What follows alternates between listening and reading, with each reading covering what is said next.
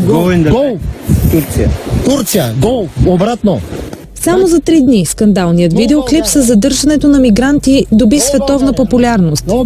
Сборихме се, обездвижихме ги и изчакахме да дойде другата група, за да можем да им сложим свински опашки. И като всеки друг скандал, и този има своята предистория. Годината е 2009, Бургас. При самоотбрана след конфликт на пътя, екс-баретата Петко Лисичков застрелва с личния си пистолет криминално проявения Калоян Стоянчов, голямата рижа.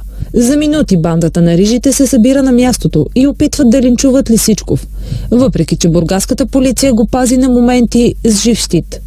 Някой от групата с мачете.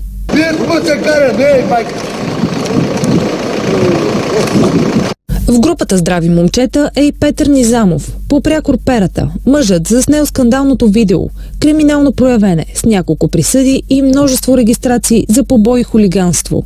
Това са известни от бургаския андерграунд, дребни престъпници, членове на квартални банди. Това, което правят е просто намерили са съответната хранителна ниша, в която и те да се включат. Знаят се много добре в Бургас и в Бургаска област, се знаят пътеките, по които се прекарват трафикантите.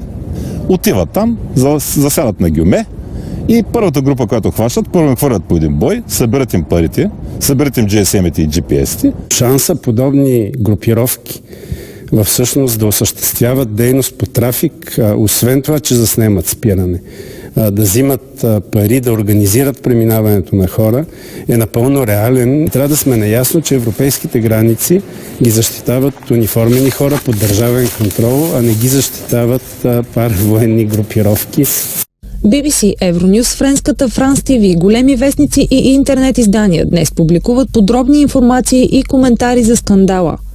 А след шумния световен отзвук и у нас властите осъдиха действията на доброволческите отряди.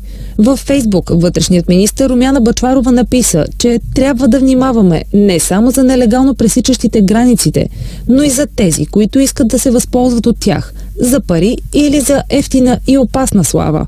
А главният прокурор Сотир Цацаров заяви, че такова нещо, като граждански арести, няма.